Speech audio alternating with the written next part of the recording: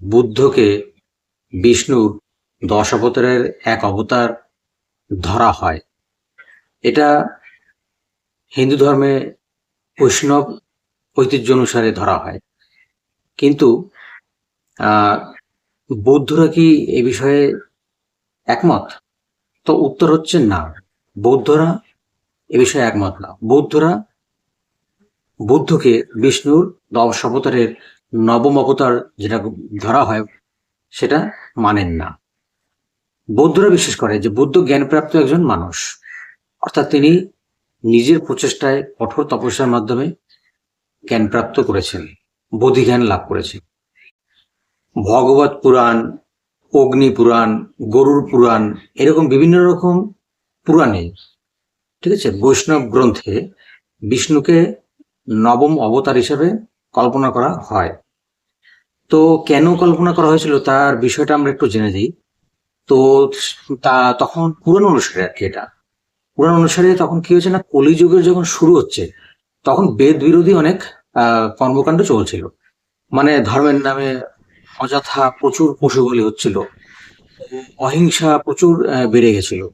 তো সেই অহিংসাটাকে শান্ত করার জন্য, মানে মানুষের শান্ত করার জন্য তখন এই পৃথিবীতে বুদ্ধ আসেন অবতার রূপে, বিষ্ণুর নবম অবতার রূপে, 10 অবতারের এক অবতার রূপে তিনি আসেন।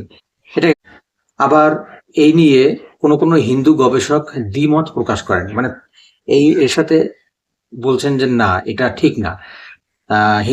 হিন্দু গবেষক তিনি বলছেন যে এই যে বৌদ্ধ, এই এই বুদ্ধ আর যে ঐতিহাসিক বুদ্ধ সিদ্ধার্থ গৌতম বুদ্ধ, এই দুজন সম্পূর্ণ ভিন্ন ব্যক্তি। কিছু হিন্দু গবেষক এটাকে মনে করছেন। আমরা যদি বৌদ্ধ দর্শনকে বিশ্লেষণ করি তাহলে দেখা যায় যে বৌদ্ধ ধর্মে কোনো ঈশ্বর, মানে পরম সৃষ্টিকর্তা নেই। বৌদ্ধরা সৃষ্টিকর্তায় অবিশ্বাসী। তারা এরকম কোনো অলৌকিক যে শক্তি, মানে যে একটা সৃষ্টিকর্তা ব্রহ্মাণ্ডের আছে, এই তত্ত্ব মানে না। এটা খুব ভালোভাবে বুঝতে হবে, স্পষ্ট করে বুঝতে হবে। এই জন্য তারা বলছে যে বুদ্ধ তো ঈশ্বরের অবতার রূপে পৃথিবীতে আসতেই পারে না, কারণ বৌদ্ধ ধর্মে ঈশ্বরই মানে না, ঠিক আছে, সৃষ্টিকর্তাই মানছে না। তাহলে কি করে সে ঈশ্বরের অবতার হয়, বিষ্ণুর অবতার হয় কি করে? এটা বৌদ্ধ ধর্মের বৌদ্ধদের যুক্তি।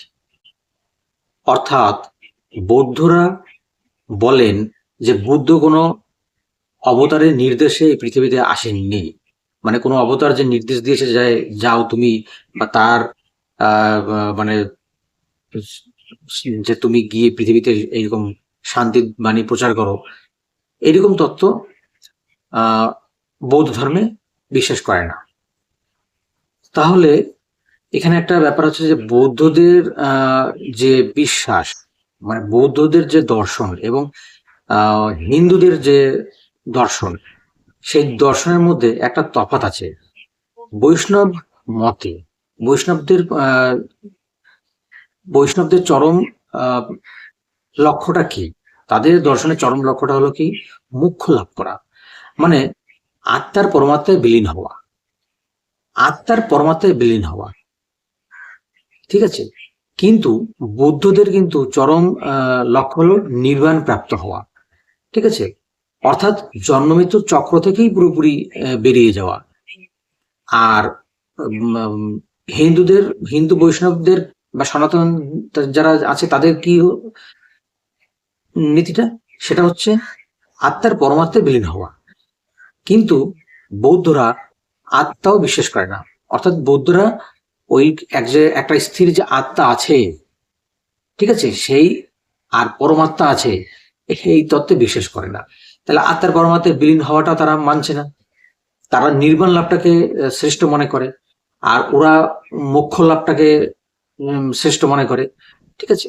তাহলে এই দুটো দর্শনের মধ্যে কিন্তু আমরা তফাৎ পাই।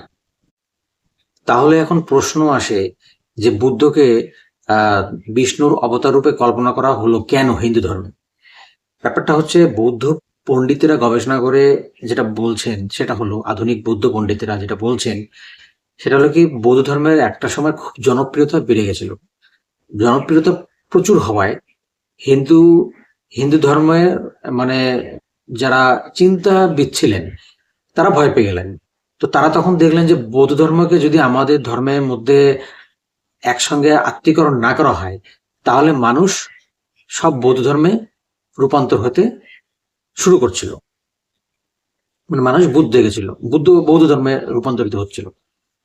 এবং এই রূপান্তরকে আটকানোর জন্যই করলো কি যে বুদ্ধকে বিষ্ণুর এক অবতার হিসেবে কল্পনা করা হলো, অর্থাৎ বুদ্ধকে হিন্দু ধর্মেরই অংশ ধরা হলো। এটা হচ্ছে আধুনিক বৌদ্ধ পণ্ডিতদের মতবাদ। মানে তারা এটা মনে করেন যে বুদ্ধকে যদি তা হিন্দু ধর্ম আত্মীকরণ না করত, মানে বুদ্ধকে যদি হিন্দু ধর্ম না নিত, তাহলে হিন্দুরা বেরিয়ে গিয়ে তারা প্রচুর বৌদ্ধ ধর্মে চলে যেত।